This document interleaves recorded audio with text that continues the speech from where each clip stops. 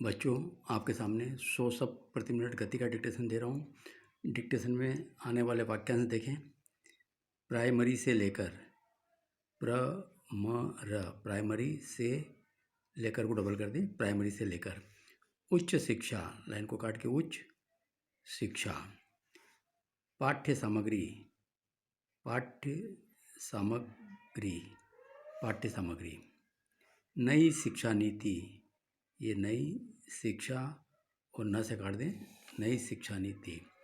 इसकी पुष्टि, ये इसका सब चिन्ह, इसकी और छोटा एस्टी लूप निकाल दें और मात्रा निकाल दें। इसकी पुष्टि करता है कि, करता है कि विभिन्न हिस्सों में, ये विभिन्न हिस्सों में, विभिन्न हिस्सों में हासिल करने में, ये हासिल करने में बन सकता है, बन सकता है।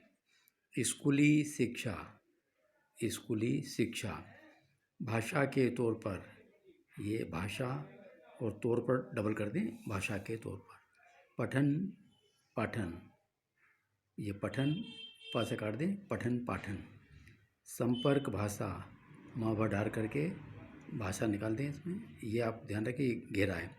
संपर्क भाषा के तौर पर, के का सब चिन्ह लगा के तौर को डबल कर दें। स्कूलों से लेकर, स्कूलों से लेकर। शिक्षा संस्थान, शिक्षा संस्थान। सरकारी कामकाज, ये सरकारी और काज कर दें, ये कम काम निकल जाएगा, सरकारी काज। सवाल यह भी है कि, सवाल यह भी है कि क्या कारण है कि, ये क्या का सब चिन्ह है, क्या कारण है कि। समझा जाना चाहिए, ये समझा जाना चाहिए, इसी में समझा और झा लगा दिया, समझा जाना चाहिए। अंग्रेजियत, अंग्रेजियत।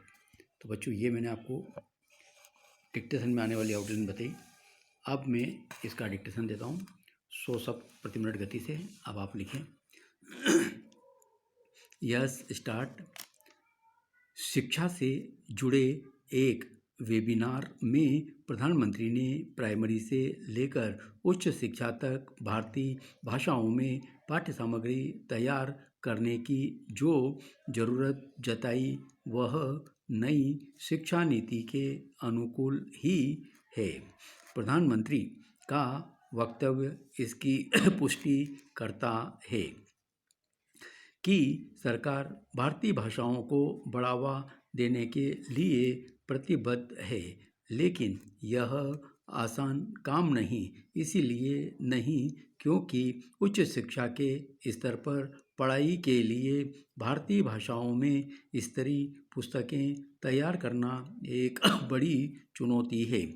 इस चुनौती को पार किए बगैर देश के विभिन्न हिस्सों में छात्रों को उनकी अपनी भाषा में उच्च शिक्षा प्रदान करने का लक्ष्य हासिल नहीं किया जा सकता। यह भी ध्यान रहे कि इस लक्ष्य को हासिल करने में वह वर्ग बाधक बन सकता है जिसने अंग्रेजी को श्रेष्ठता बोध से जोड़ दिया है। इस वर्ग ने यह माहौल भी बना दिया है कि आधुनिक जीवन की भाषा तो अंग्रेजी ही है।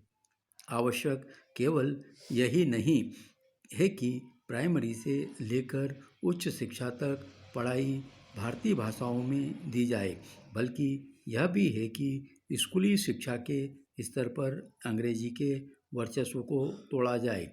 अंग्रेजी एक भाषा के तौर पर तो पढ़ाए जाने की ज़रूरत है, लेकिन इसके नाम पर जिस तरह उसे पठन पाठन का माध्यम बना दिया गया है, उससे मुक्ति पाने के ठोस प्रयास करने होंगे।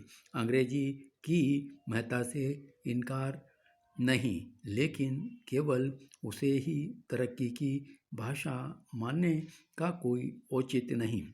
आखिर जापान, जर्मनी, फ्रांस, दक्षिण कोरिया आदि देशों ने अपनी ही भाषा में प्रगति की है, न कि अंग्रेजी के बल पर। संपर्क भाषा के तौर पर भी अंग्रेजी का महत्व है, लेकिन इसका यह मतलब नहीं कि वह अन्य भाषाओं पर राज करे।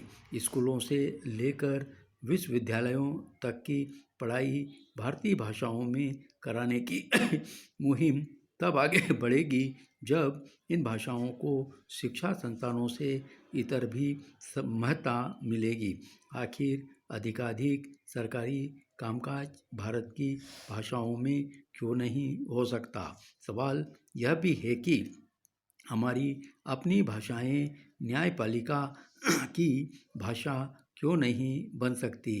क्या इससे बड़ी विडंबना और कोई हो सकती है कि उच्चतर न्यायपालिका में लोग अपनी भाषा में न्याय भी हासिल नहीं कर सकते? क्या कारण है कि संसद में पेश किए जाने वाले विधेयक मूलतः अंग्रेजी में तैयार करने की बाध्यता है? स्पष्ट है कि भारतीय भाषाओं में पठन पाठन के कदम उठाने के साथ भारतीय भाषाओं की उपयोगिता बढ़ाने की जो ज़रूरत है उसकी भी पूर्ति करनी होगी।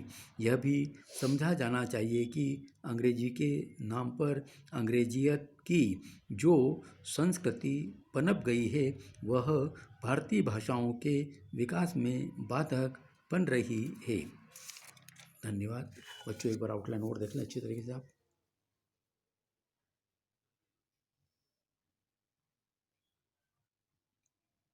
इन आउटलाइनों की अच्छी से प्रैक्टिस करेंगे तो आपकी स्पीड भी बढ़ेगी और इजी गोइंग इन आउटलाइनों को आप एक प्रकार से बेस बनाएं।